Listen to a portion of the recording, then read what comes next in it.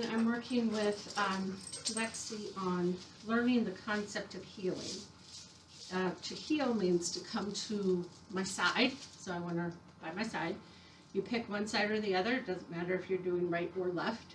It's your preference. Some trainers will say it has to be the left, but I don't really agree with that because sometimes the street's on this side, sometimes it's on this side, and I want them far from the street.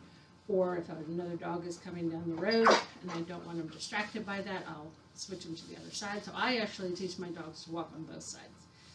But for this purpose, I'm right-handed, so I'm going to have her on my right side. No. Look at me. No. She's trying to demand treats and attention, and we're not going to give in to that. All right, so we're going to get her mind off of it. So with heel, you're going to take your treat right to her nose. Come on. And lure her around in a circle. Sit. Yes. And then have her sit at the end of it. And this is a heel with a finish. So this leg comes back, the leg on the side that you're coming around. Yes, good girl. And I just raise my hand up so she knows she's supposed to sit. The reason it's important to teach her that is you want her to know that anytime you stop moving, she's supposed to sit. That way she's not going ahead of you into the street or onto a path or something where a bicycle's coming or whatever. You want her to stay with you. Good girl. Okay, come here. Come here. So again, it's around in an outward circle. Yes. And you're basically realigning her to be right by your side. Yep. Yes. And when she's learning it, you're saying heel right as she's coming around. Heel. Okay. Heel. Yes. Good girl. Oops, dropped it. All right. So now, how does that translate into healing on a walk? So if a dog, oh my God, is walking along with you, and they get distracted by something, and they start to pull ahead of you. She knows I have a treat, so she's not going ahead of me. But she pulls ahead of you. You stop. You say, "Look at me." And they look over their shoulder, and that in itself will loosen up that leash. Just looking over the shoulder. Then you lure her to that heel, and then you keep walking. So then it looks like this. Heel. Heel. And it's more fluid and continuous. And then I stop, and she sits. Yes, good girl. Now you notice she was jumping for the treat. The key there is to keep that treat nice and low. And keep it in your fist if you have to. She can smell it. She knows it's there, but she can't get to it. Ready? Okay, come here. So now I have her walking at my side. Again, if she goes ahead, I correct. And see how that leash is nice and loose.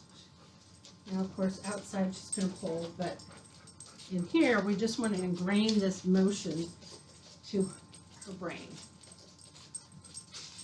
Heel. Heel. Yes, good girl. Because eventually, I shouldn't have to have that treat in my hand anymore. I can just point my finger. So at first, I have the treat in my fingers, and I'm pointing one finger and getting her to follow that. Come here. Heel. Yes. But then I should be able to get rid of that treat. Come here, girl. Look. Heel. And have her follow my finger. Yes. Now see how she came to the front of me? That's not a huge deal. Only because as you refine the motion, you want her staying more to the back. But this is kind of a comfort. They like to look right at you because this is how we originally taught her how to sit. So, but to get her to line up better, the further back you come, the more she's right with you. Yes. Good girl. Good girl. All right, so now the other part of healing is you want her just right with you, right? So healing means to synchronize her to me and heal with me. Good girl. Good girl. So she's following my direction this way. Good. This way. Yes. And I always communicate with my dogs when I'm walking. So I'll say this way if I'm going to change direction. I'll say let's go if they stop and sniff for too long. I'll say leave it, obviously, if they try to go for something they shouldn't. I also use look at me all the time. You want her checking in with you constantly. If you notice, when you're walking, she's looking at me. And that's what I want. I want her looking, look at me. Yes. And checking in with me so that she's not disconnected from me and she's more synchronized to me. And that way she'll do much better at healing when we get outside. Practice it a bunch inside, and then you take it out under the driveway and then out onto the street. Now, in her case, she has some anxiety outside, so when I go out onto the driveway, I'm going to go in circles at first, like I was just doing, just to get her synced with me and kind of get her away from all the distractions. And then we venture down the road, but we'll do that on another video. But she did very well. Look at me. Good girl. All right, and that is teaching her the beginning steps of heal. Later today, we're going to work on recall. Right, good girl.